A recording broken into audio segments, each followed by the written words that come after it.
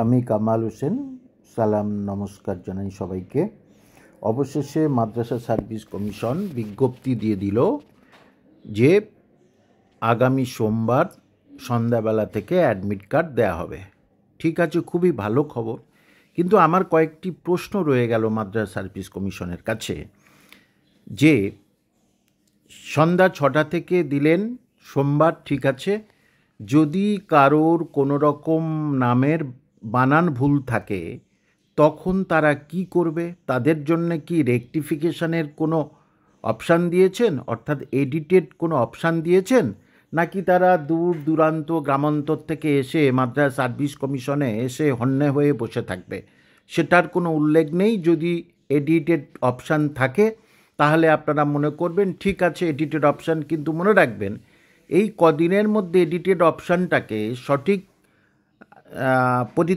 পরিতৃপ্তি দেওয়াটা কিন্তু খুব কষ্টকর হয়ে দাঁড়াবে। আবার কারো কারো ক্ষেত্রে দেখা যেতে পারে, এটা স্কুল সার্ভিস কমিশনে বিগত বছর হয়েছিল, যে তার স্কুলের নামের বানান ভুল বা অ্যাড্রেস ভুল, এবং সেখানে তার সেটাকে রেকটিফিকেশান করার জন্যে একটু সময় লাগবে, কারণ তাকে সেই স্কুলে যেতে হবে, স্কুলে আগে থাকতে গিয়ে দেখতে হবে সেখানে সেই ঠিকানাটা ঠিক আছে কি না।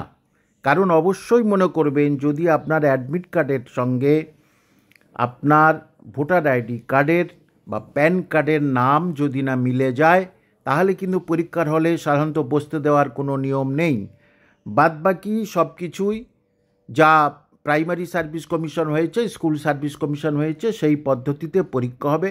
10:30 থেকে নবম দশম হচ্ছে, আর 2:30 থেকে 10:30 থেকে 12টা, আর 2:30 থেকে 4টে পর্যন্ত হচ্ছে আপনাদের একাদশ দ্বাদশ। কিন্তু আমি আবার আপনাদের বলছি যে এতদিন সময় ছিল না, এই তাড়াহুড়ো করে এই কটা দিন শুধু মাদ্রাসা সার্ভিস কমিশনের পরীক্ষার্থী বলে তাদের প্রতি এই অবিচার, তাদের প্রতি এই অন্যায়, এই জোর জুলুম কেন? এতদিন সময় ছিল না, সময়টা তাদের দেওয়া যায়নি?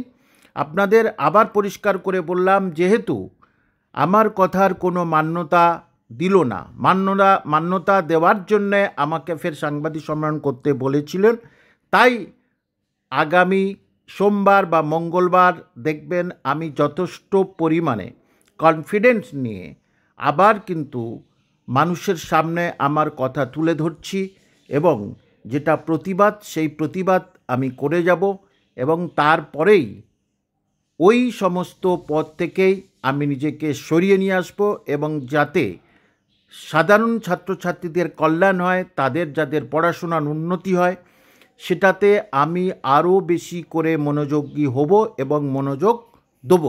সুতরাং আপনারা সবাই পরীক্ষা দিন, সঠিকভাবে পরীক্ষা দিন, যাতে পরীক্ষায় আপনারা সফল হতে পারেন। একজন শিক্ষক হিসাবে এই কামনা করি।